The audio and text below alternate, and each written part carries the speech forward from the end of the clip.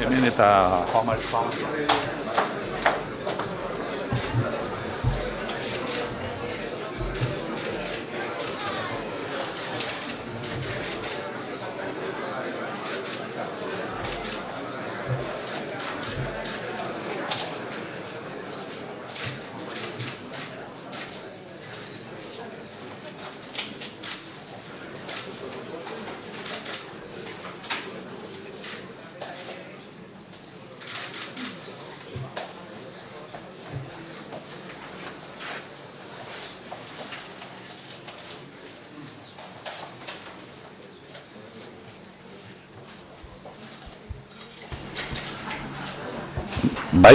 Bai, egunon.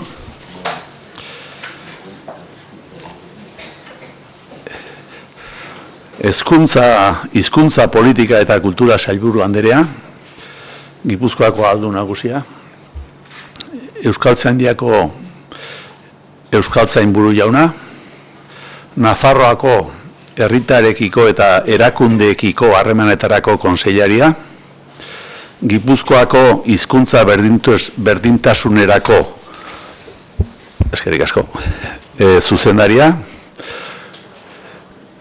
Nafarroako Euskara Bideko zuzendaria, Baionako Udal Kultura eta Senidetze Zinegotzia, Euskal Herriko Unibertsitateko Euskararen arloko errektore ordea, Joan Mari Torrealda jauna, senideok, lagunok, Euskaltzain eta Eusko Ikasuntzako bazkideok, eguerdion denoi, eskerrak ongi etorriak ekitaldi hau denon artean partekatzeko ahalmenagatik.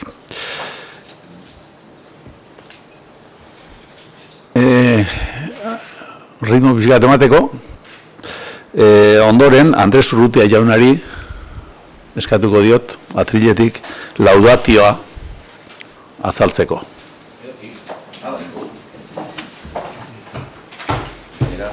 laudatio egitea erreza da. Zuek ikustea besteik ez da. Egunon guztioi. Egia esan behar baldin bada, egunon esan eta berehala agurtu inbeharko nituzke eta hala egingo ditut hain zuzen ere hemen dauden agintariak, hor zaudeten etxekoak, hor zaudeten guztiok. Besteak beste, seguru naholako nire moduan, gaur etorri zaretela ez bakarrik sari emate honetara, ezpada gure betiko adiskidea, gure Juan Mari Torraldai hau, agurtzera, besarkada bat ematera eta esatea aurrera goazela. Hemen egin dugunak, egiten ditugunak, egingo ditugunen zain daudela. Juan Mari Torraldai euskaltzain osoaren inguruan batzen gaitu gaur eusko ikaskuntzak. Bai, zuk uste? Bai. Atzekoak entzuten dituzue? Batzuk entzuteko modukoak izango dira, beste batzuk ez, Izan ere, Manuel Lekuna saria emateko ekitaldi honetara urreratu zareten guztiok, aldez edo moldez, jakin badakizue, bera dela aurten sari hori, aurten 2015 garren urteko sari hori eskuratu duena. Ohikoa izaten da, alakoetan laudazio bat egitea, sariduna goraipatzeko eta haren aldeko laudorioak egiteko. Argi esan dezadan, Juan Mari Torraldaik horretarako merituak badituela. Saritua izateko eta zer izanik ez laudatu ere izateko. Kontua alabaina osterantzekoa izan daiteke, besteak beste haren eginak eta ekinak biografia soil batean baino goraoko mailan jartzeko modukoa baitira. Badira Torraldairen biografian nabarmentzeko arloak eta azpimarratzekoak ere bai. Hain zuzen, bere ibilbide osoa labur biltzen dutenak, bere zereginetan, neke eta etengabe ustartu baititu berak, bi osagarri ezinbesteko. Sarri-sarri, bereiz eta banandurik agertzen zaizkigunak. Hitz batez esateko, jakintza, jakin nahia, ikastea izan ditu gogoko txiki-txikitatik, eta berak aitortu bezalaxe, eta horrekin batera, ekintzetarako asmoa eta erabakimena. Jakintzatik zetorkiona, jakitzaren bidez eskuratu duena, gizarteari itzuli nahian, jardun baititu, eta egun ere hala diardu Juan Mari Torraldaik. Horra bada, jakintzatik ekintzetara, haren bizitzaren aria, eta ari horren barruan, bilbatu dituen gertaerak eta egoerak. Bizkaiko Foruko Urberoaga auzoan jaio zen 1942 urtean, eta gazterik bereganatu zituen familian bertan, Gernika inguruko triskantzak eta birrintzeak.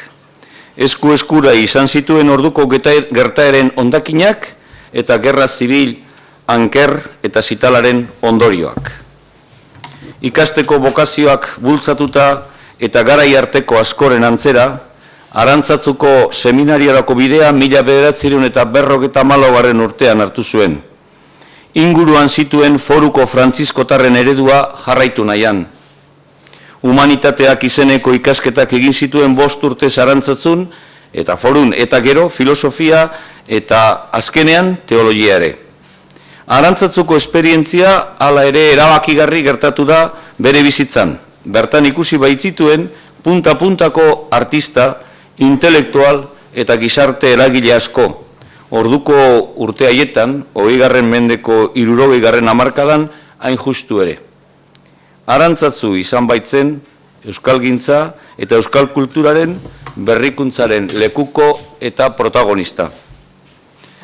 Bertan ere, euskaltzaindiaren batzar esanguratsuak, batik bat 1968 urtekoa, Euskara Batuaren nondik norakoak finkatu zituena. Harik aurrera eta etenik gabe, jakin aldizkariaren ardura bere gain hartu, eta berori zuzendu zuen, goiko debeku politikoa etorri arte, Euskara Batua bultzatzeko eta kultura izeberriak edatzeko Euskal Herrian zehar. Horreino beraz, Juan Mari Torraldairen lehen aldia. Jakinen debeku politikoaren ondoren, unibertsitatearen giroak erakarri zuen, eta Oksitaniako Tolosan lizentziatu zen frantzez hizkuntza sakon ikastearekin batera.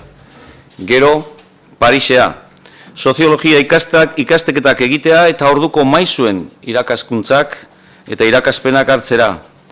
Han, ikusi eta ikasi zuen Torraldaik askatasunaren aria nondik zetorren. Han ikusi eta ikasi baitzuen Euskal Herriko hegoaldean zentzurapean zegoena. Parisen, bertan, libre eta aske zebilela. Soziologiako ikasketa hietatik etorri izan gerora Euskal idazleak gaur liburua, 1977 urtean. Eta horren ostean, 1900, iaia 20 urte geroago, 1987 urtean, Euskal Kultura gaur liburua ere. Parisen, Elkar taldearen kide egin zen, eta hala jarraitu du Elkar Fundazioaren patronatu kidea eta gehiago egun ere badela. Parisetik etorri eta 1975 urtean Jakin taldean sartu zen. Laster egokitu zitzaion Bizkaiko Anaitasun aldizkaria zuzentzea, Deustuko Soziologia fakultatean eskolak ematen zituela. 2 urteren ondoren berriro ere Jakinera, eta orduan erabaki edo delibero sendo hartu zuen Joseba Intxausti, Jose Azurmendi, Paulo Agirre Baltzategi, Manolo Pagola, Jose Antonio Duritz, Pelio Uizi eta beste batzuekin Jakin aldizkaria euskarazko aldizkari kultural eta modernoa egiteko, aldizkariari lagunduz liburu zail berrien bidez. Kazetaritza urteak etorri zitzaizkion gerogarrenean, eta laster eskuratu zuen gai horren lizentzia Euskal Herriko Unibertsitatean. Soziologia arloan, doktorego tesia ere egin zuela eta argitaratu, ETB eta Euskara.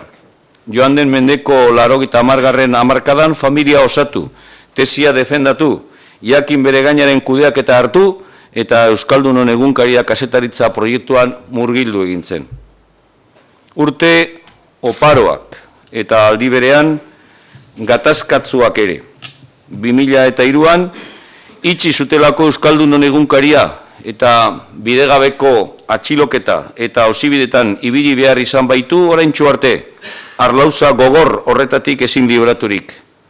Artean, Jakin aldizkaria birmoldatzeko eta lekukotza belaunaldi berriei emateko aukera eta kemena ere izan ditu, bertako fundazioaren buru izanik.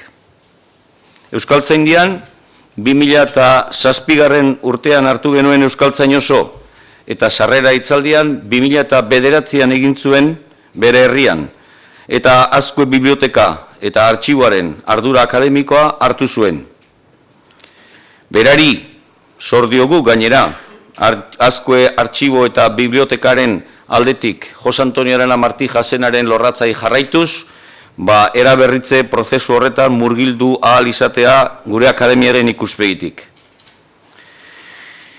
Esan gabe doa, horrek bidea ematen didala orain arte isilean utzi dudan Joamari Torraldairen bestelako kezka eta grina. Euskaltzaindiaren sarrera hitzaldean garatu zuena. Euskal bibliografia dugu hori. Urtero bildu baititu gure plazerrerako, gozamenerako eta jakintzako euskarazko liburuak sailkatu eta ondorio zehatzak atera. Euskal bibliografia, Euskal biblioteka nazional oso baten esperantzan. Horra bada, besteak beste, berak argitaraturiko 20. mendeko euskal liburuen katalogoa. Liburuak nola nahi ere objektu utzak izan daitezke askoren iritsiz, arima gabekoak. Joamarirentzat berriz euskal liburuak ez dira alakoak, ez bada kultura oso baten isla. Hainbatez, Joamari Torraldaik kezka bizia erakutsi du betidanik, ikertzeko eta aztertzeko euskal liburuen inguruan izan diren liburu politika eta zergaitik ez, hizkuntza politika, bereziki zensuraren bidez eta halakoak arakatu ditu bere doktorego tesian, la censura gobernativa y el libro vasco. Hartara eta inbatez, Joan Mari Torraldaik ukituriko arloak giza eta gizarte zientzietatik begiratuta ugariak dira eta jakintza oso baten adierazleak. Kazetaritza, soziologia, akademia, euskararen geroa, horietan guztietan, nondik nahi begiratuta ere, beti bilatu du bere zaupideak herriaren zerbitzu eta onurarako izatea. Euskaldun horri, herri euskaldun horri, kultura azpiegitura egokiak eta horrentzat asmatuz eta gauzatuz. Anaitasuna, jakin, Euskaldunon egunkaria, Euskal Liburuen katalogoa, Euskaltzaindia, Eusko Ikaskuntza ez dira besteik kate luze baten kate begiak baino.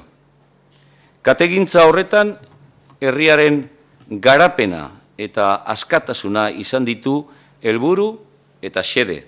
Herri euskaldunak egungo gizartean behar dituen kultura tresnak sortuz, zabalduz, atonduz, antolatuz, guri euskal gizarteari eskainiz. Horregaitik gaur saritua da Joan Mari Torraldai gure adiskidea. Guretzat eta herriarentzat eredugarria. Uztartzen jakin izan duelako, jakintza eta ekintza. Garai zail zein gozoetan. Bizitzak ongaitzak ekartzen ditu. Halakoak ere izan ditu Joan Mari Torraldaik eta azken urteetako pairamen latzak horren ondorioak ere sendatu gabe daudela gaur aldiz postasunerako bidea egiten ditugu gu guztion artean. Manuel Lekuona saria Joan Mari adiskidea jasotzen duzula. Buka dezada nirea, zuri eskerrak emanez, euskara eta euskal kulturarako eta euskal kulturaren mesederako egiten eta egingo duzun guztiagaitik. Zure etxeko eta familiakoi, zurekin bat egin dutelako une garratz eta alaietan. Eta ona aurreratu zareten guztioi, guztion artean egiten baitiogu menaldi gaur Joan Mari Torraldairi. Eskerrak, nola ez, Eusko Ikaskuntzari eta Manuel Lekuona sariaren epaimaikoi eta prozesu horretan parte hartu duten herritar guztioi, Joan Mari Torraldai saridun egitearren. Seguru nago, guztiz, haren hildo beretik eta zure hildo beretik beste batzuk ere etorriko direla, eta horreze etxik duela 100 urte, Eusko Ikaskuntza eta Euskaltzaindia sortu zutenen gogo beretik esan dezagun. Asmoz eta jakitez, Joan Mari, ekin eta jarrai. Mila esker.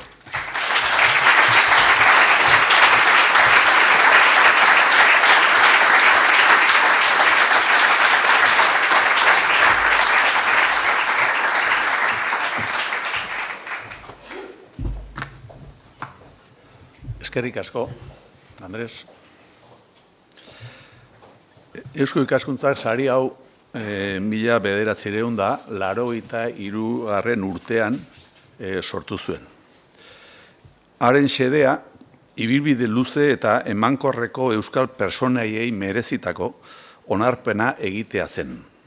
Horrela, urtero opera omnia edo obra oso baten garrantzia publikoki goraipatzen saiatzen gara sari honekin. Sorkuntza, ikerketa, kultur jarduera edo jarduera zientifikoen alorretan. Iaz bezala, bozka ireki bidez euskal komunitate globalaren iritzia jaso dugu. Gaur emango dugun saria nori eman erabakitzeko. Hartara, Eusko Ikaskuntzako zenbait bazkidek hainbat hautagai aurkeztu zituzten. Bozkaren emaitza epaimai instituzional batek berretsi zuen ondoren. Euskal Herriaren adiskideen elkartea, Euskaltzaindia, Arantzadi Zientzia elkartea, Labairu Institutua, Barandiaran Fundazioa eta Bianako Printzea erakundearen ordezkariak izan dira. Eusko Ikaskuntzaz gain, hura osatu zutenak. Bozkaren emaitza kontuan hartuta, Joan Mari Torraldai nabea 2015ko Manuel Lekuona saridun izendatu zuten. Ondorioz, bere izena gure herriarentzat erreferentzia izan diren 32 personak osatutako palmares bikain horren parte izango da. Saria jasoko duen 6. bizkaitarra dugu. Aurretik, Andres de Mañarikua, Adrián Zelaia Ibarra, azken agurra pasaden urrian eman geniona. Jose Miguel de Azaola, Elias Amezaga eta Jose Antonio Arana Martixa izan ziren. Azkena, Joan Mariren aspaldiko laguna izanik, jakineko kolaboratzaile eta aurretik Euskaltzaindiako bibliotekari akademikoa izan zenez, ekitaldi honetan bereziki presente egongo da Jose Antonio Arana Martixaren memoria. Manuel Lekuona berari lehen edizioan eman zitzaionetik, sariak alor ofizialetatik kanpo egitura instituzionalen babesetik egindako ibilbideekiko begirune bezala izan du. Euskal ikaskuntzak bere gain hartzen du gizon eta emakumeen belaunaldi oso batekin zorra daukala gizarteak. Izan ere, artikulazio politikorik gabeko herri baten ikerketa eunik eta ia erakunde akademikorik gabe zokoratutako hizkuntza batekin eta kontrako testunguru batean gure nortasunaren zaintza eta gure gizartearen kultur garapena sarritan beren bizitzako misio baten zerbitzura jarri duten personak. Batzuetan, batek bere buruari galdetzen dio, zer zatekeen gure herriaz erresistente hauek izan ez bagenitu. Oroitzapen honetarako prestatu duen liburu autobiografikoan, Joamarik hauxe idatzi du. Izan zirelako omen gara. Alaxe esan ohi da, baina kulturaren alorrean hala izan dadin, iragan hori ezagutarazi eta transmititu egin behar da. Iragan hurbila ezagutzera ematea izan da nire lan ildo garrantzitsu bat. Erabat zintzoa eta ezinbestekoa den saiakera horretan, Eusko Ikaskuntzak nahi duen ekarpena, berak dioen bezala, katea apurtu ez dadin, Joamari Torrealdairen ibilbide personala patu kolektiboekin kateatzea da. Bere biografian, gaztetatik, ezagutzeko errealitatearen geruza grisaren azpian begiratzeko grina sentitu zuen, baserriko gazte baten esperientzia aurkituko dugu. Beste askok, eta askok bezala, apaiz gaitegian, hau da, pobreen unibertsitatean sartuta bideratu zuena. Arantzazun, euskararentzat eta euskal kulturarentzat garai berriak ireki zituen mugimenduaren parte eraginkor izan zen. 1900 eta 1964 geroztik, han egin zuen lan jakin aldizkaria argitaratzea posible egiteko. Lortu ondoren, haren burua hartu zuen, orain arte, ia etenik gabeko kolaborazioa hasiz, gaur egun horretan jardu. Jakin Fundazioko presidente gisa, Esprit homologo frantsesaren inspirazioarekin, Emmanuel Munier personalismo humanistaren bozeramaile, jakin, hainbat bide intelektualen bidegurutzea handi bilakatu zen. Kalitatezko aldizkaria Euskal Herrian eta mundu garaikidean politikaren, gizartearen eta kulturaren garapena deszifratzera bideratua, eta hori dena euskaraz. Manuel Lekuona 2015ko sariaren bizipen bitartez, 20. mendeko liberazio borrokan, utopia eta distopien garaietan bilduko gara.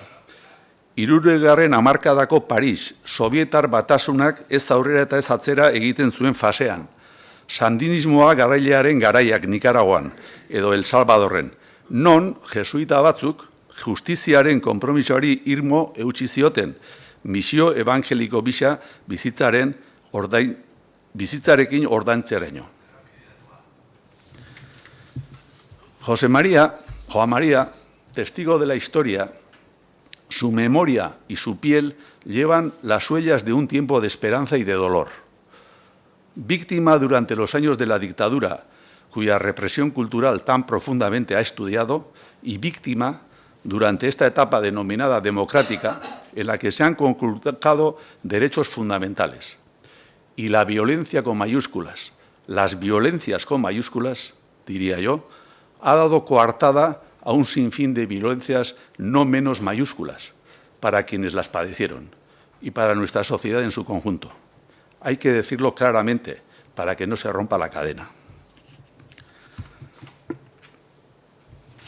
Joan-Mari Torrealday, soziologo, komunikatzaile, editore, idazle, euskaltzale, humanista, garai bateko kronikagile, herri baten memoria eta gizartearen eta mugimendu baten ideien aztertzaile.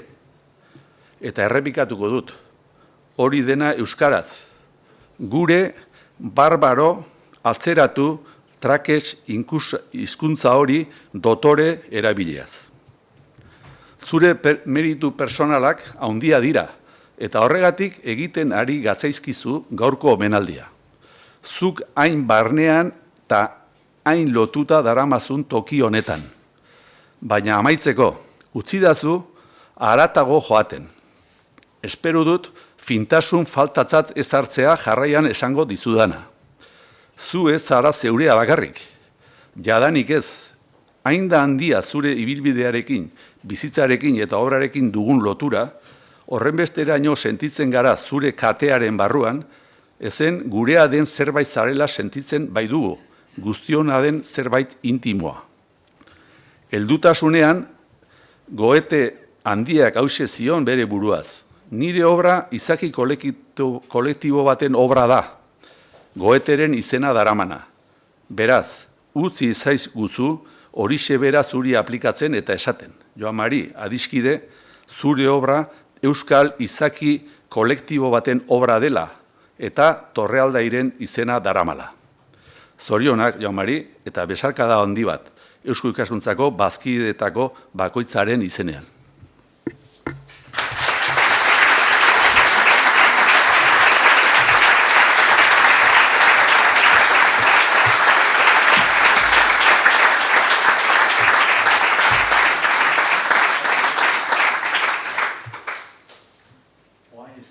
Eskertuko nioke Ibon Etxebarriari epaimahaiaren erabakia irakurtzea.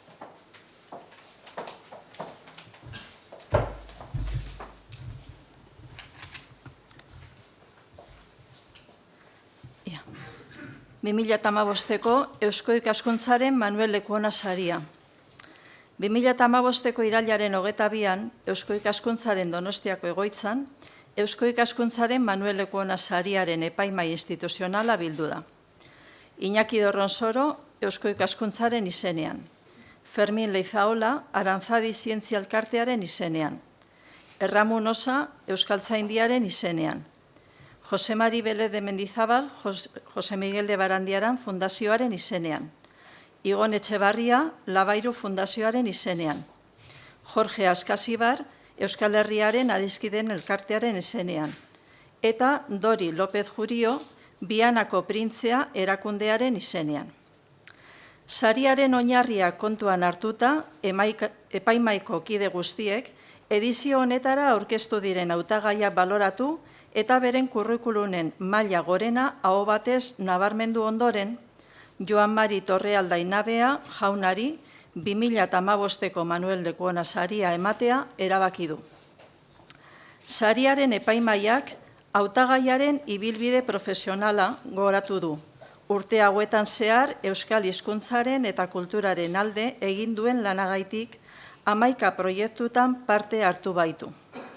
Halaber, bere kultureko izpena nabarmendu du, baina batez ere euskararen eta euskal kulturaren alde izan duen konpromiso personala azpimarratu du, egungo gizartearentzako eredugarria eta erreferentea dela gailenduz. Era horretan, Joan-Mari Torrealdairen kurrikulunak sariaren filosofiarekin bat egiten duela nabarmendu du. Manuel Lekuonaren kezka esen bakarrik izan euskara eta euskal kultura ikertzea, baizik eta biziaraztea, hau da, gizartean merezi duten lekua ematea. Hildo berean, mundu akademikotik gizarteari egin dion ekarpen handia goratu du. Hauze epaimaiaren ebatzia. Eskerrik asko.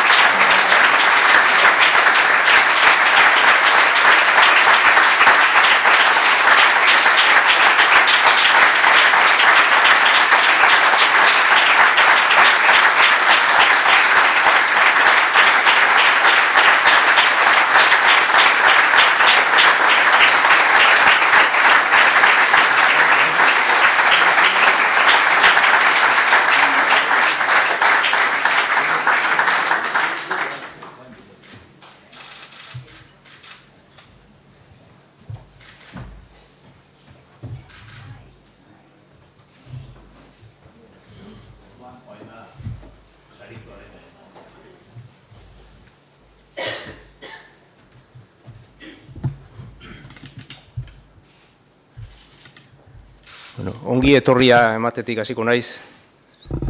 Naiz protokoloan aditua eta beraz aipamenak egiten dituanen hitzez ezkiazu da hartu, ezta? Ongi etorria ona bildu zareten euskaltzaleok lagun gisa edo euskalgintzako ordezkari gisa etorritakoak euskaltzainditik hasita edota herri erakundeetako ordezkari moduan etorri zaretenok. Eusko Jaurlaritzatik, Nafarroko gobernutik, Eusko Legebiltzarretik eta Gipuzkoako Batzar Nagusietatik, Gipuzkoako Foru Aldunditik, Usurbilgo eta Andoaingo udaletxetatik. Eta beren beregi agurtu nahi ditut Eusko Ikaskuntzako arduradun eta kideak. 1975ean Usurbilen gai hartzaileak gai hau jarri zion Salvador bertsolariari. Ni naiz, bere burua definiz ezan, eta hau esan zuen. Ez naiz izar bat, ez da ere iguzkia. Ba, ala eseni, ez naiz izarra, are gutxiago iguzkia. Eta hala ere, ona hemen zuen aurrean ohoratua saritua. Esaldi edo irudi ezagun bat baliatuko dut nire barrua azaltzeko. Ipotx bat naiz, erraldoien bizkar gainean igoa. 12. mendeko esaldia da, Chartreko Bernardorena, Bernardus Carnotensis, geroztik askotan errepikatu izan da, metatzen den jakintza edo zientziaren aurrera mendua azaltze aldera. Newton berak zioen erraldoi hoiei esker ikusi zuela berak gehiago eta luzeago. Ez da nire kasua. Nik ez dut bestea baino luzeago edo hobeto ez ikusi eta ez ikusten orain. Erraldoi esker ni ikusten euzue hobeto zuek. Bestela esan, erraldoi askori zor dio ez izar eta ez eguzki den honek zuen aurrean orain egotea.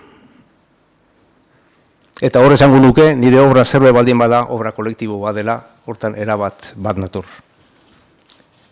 Abagune ederra dut hortaz eskerrak emateko. Eskerrak ematea ez da sentimentu noblea soilki. Justizia baizik nori berea, hori da zuzenbidea, hori da gizalegea. Nire bizitzako erraldoiak, ni hemen goian mantentzen nautenak, asko dira. Asko. Familia, Forukoa eta Usurbilgoa. Arantzazu, Jakin, Elkar, Egunkaria, Euskaltzaindia eta beste. Ahaztu gabe, lagun eta lankideak ugari. Hildako zenbait izendatuki aipa ditzaket, Manes Errozainzi, Carlos Santamaria, Ricardo Arregi, Martin Ugalde, Joseba Jaka, Jose Mizu Malabe, eta bizien artean hementxe zaudete asko eta asko, erraldoi asko. Ezin guztiok aipatu, eskerrak guztioi, hori bai, denoi. Onartuko diazute hala ere, nire jakinkide historikoak aipatu eta aupatzea, atzekalde hortan daude, izen eta guzti horiek. Joseba, Intxausti, Jose, Azurmendi, Paulo, Agerrebaltzategi, Manolo, Pagola, gainerako jakineko lankide eta parteide guztien partez edo ordez. Esker honez, zuokin eta nire erraldoi guztiokin banatzen dut sari hau. Martin Ugalde parkean, kultur parkean gaude, nire kultur konpromiso askoren bilgunea.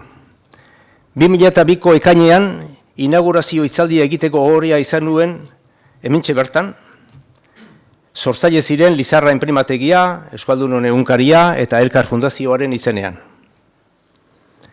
Elkarlanaren balio simbolikoa eta praktikoa du kultur parke honek niretzat. Euskalgintzaren baitan sortua, euskalgintzaren zerbitzurako. Dirutan neurtzen den irabazi asmorik gabe. Zerbitzua ematea besterik. Kultur industriaren guneetako bat da Martin Ugalde eta euskalgintzako eta euskal kultur munduko eragile ugarik du bere kokalekua berton. Guztira 28 enpresa edo elkarte, eta guztien artean 200 gora langile enplegatzen dituzte, horietatik erdiak parkean bertan lan egiten dutenak. Martin Ugalde lagunaren izena darama ezina proposago. Eta Manuel Lekuna saria jasotzea ohorea handia da niretzat, itzela. Hitz egiten ari naizen leku honetatik metro gutxitara ezagutu nuen hor Manuel, hortxe Bazkardon, eguzki alde etxean, arregitarrekin bizizelarik. Ricardo Arregi jakinkidea bizitatzea etortzen nintzenean egon ohi ginen elkarrekin. Bai, ohorea handia da niretzat Manuel Lekunaren ondoan gaur nire izena ikustea. Uste baitut, adierazi den bezala, izanean ere badugula antzik.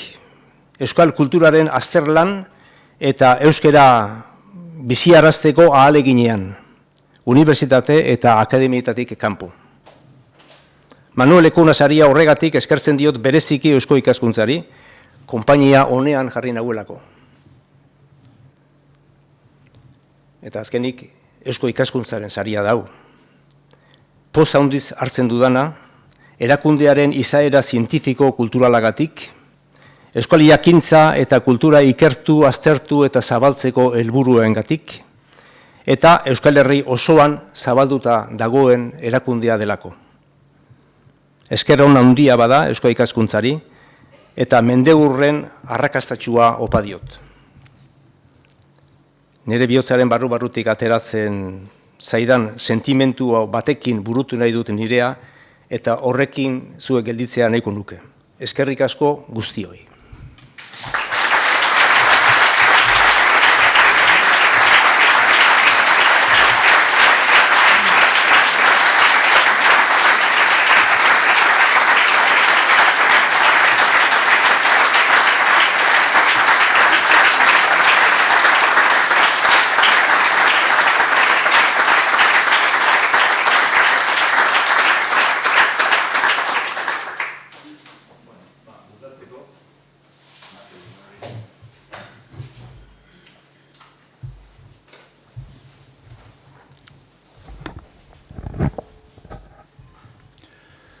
Agintariok, lagunok, Joan Mari eta bere senitartekoak, egunon guztioi. Batzu badakizue, Goierritarra naizela beasaindarra, eta tamalez, alabeharrez, kostaldera joan behar izan dudala bizitzatea, ondela gutxi.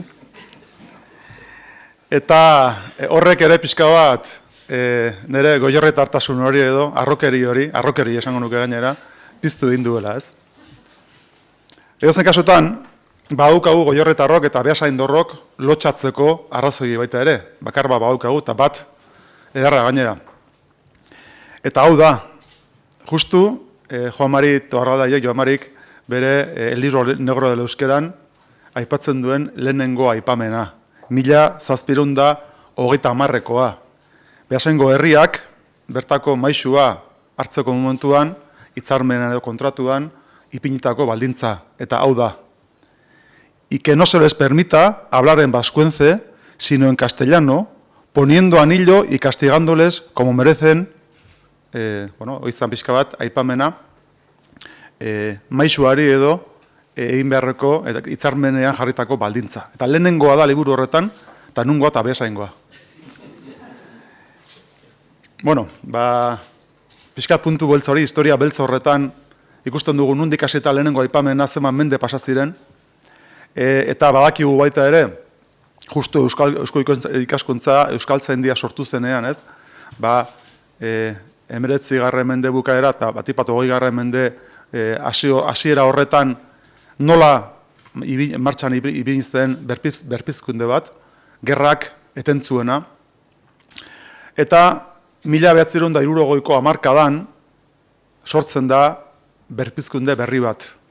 60ko hamarkada horretan, dana dakigu, lehen aipatu izan da, euskaltzaindiaren Arantzazuko bilkura hura, Euskara Batuaren sorrera martxan jartzen duena, eta niko egon daukat, behasainen bertan baita ere, mutiko kozkor bat, oendik ere eskolan sartzeko adina ez zuena, Markel izeneko bat nola sartu zuten behasaingo ikastolan 2 urteekin Leiotik. 1967 urtea izan zen ura. Eta hain zuzen ere, horrek ikusten du, eta horrek biztaratzen du, ze evoluzio eta ze jauzi egintzen garai hartan 60ko hamarkada hartan. Euskarak egun bizi duen egoera hau, hamarkada harrek eta hamarkada hartan ere intzan. Eta lekua balin badago hori irudikatzen duena horixe da Arantzazu. Eta hor, Gipuzkoarrak aurre egoteko motiboa daukagu. Eta berpizkundearen itsasargi eta harrobi importantea izan zen Arantzazu, eta horren fruitu eta partaide importantenetako bat hemen omendua dugu Joan Mari Torrealdai. Horregatik, gaurko sari horrek, esango nuke, kate guzti horren isla adierazten du eta rekonozimentu publikoa egiten dio hamarkadari eta garai hartan, segurenez gazte-gazteak batzuk, martxan jarri zuten esfortzu eta jardun erraldoi hura. Nik edozen kasutan, esan direlako gehientsuenak eta Joan Mariren merito guztiak maigaineratu direlako, nik esan beharra daukat, aurreko astean egon ginela itzaspertu bat egin genuen 2 ordu eta erdikoa, eta behin berriro ere, antzeman nion Joan Mariri, arantza daukala sartuta. Eta arantza sartu ziola, 2003ko otsailaren 20an Delolmo epaileak. Egunkariaren itxierarekin eta bera bezala beste 10 pertsonan atxiloketarekin. Nik gaur, tokatzen zait, diputatu nagusi bezala, publikoki salatzea, bai itxiera hura, bai atxiloketa haiek eta baita ere egin ziren torturak. Eta gaur, Joan Marik, barrenean daukan, arantza hori ateratzeko nire ekarpentsoa egin nahi nuke, eta publikoki errebindikatu nahi nuke Joan Mariren figura. Eta bere bilbide guztia, eta salbuespenik gabe. Askok garbi daukagu, gure herriak hizkuntzaren ikuspegitik, euskararen ikuspegitik, berpizkunde berri bat behar duela. Askok esaten dute, bidegurutze une batean gaudela. Eta beraz, esfortzu handia egin beharra daukagula guztiok, erakunde publiko, herritar, gizarte eragile, euskalgintzaren ikuspegitik, une honetan dala, oraintxe egin beharra daukagula esfortzu garrantzitsu bat, gure hizkuntzaren biziberritzeak, normalizazioak, bide sendo bat ardezan eta ez dezan galbidea hartu. Beraz, nik uste dut une honetan apustu hori hartzeko konpromisoa geroanatzen dugun guzti horiek eta guztiok referentzia behar ditugula. Eta nik uste dut, lehen aipatzen zen, katea ez dela eten, aurretik egin ziren guztien memoria gorde barra daukagula, mantendu barra daukagula, eta humiltasunez geureganatu barra daukagula. Eta horregatik, ezinbestekoa ditugu Joan Mari bezalako pertsonak horretarako justu, katea eten ez delako, eta memoria hori mantendu beharra daukagulako. Eta gauzak egiteko modu hori berreskuratu beharra daukagulako. Niretzako Joan Marik signifikazioa dauka, eta orain momentu honetan oso beharrezkoa da signifikazio eta ezaugarri bat. Eta da, Euskararen herrian, Euskararentzat bizi den euskalduna dugula. Eskerrik asko.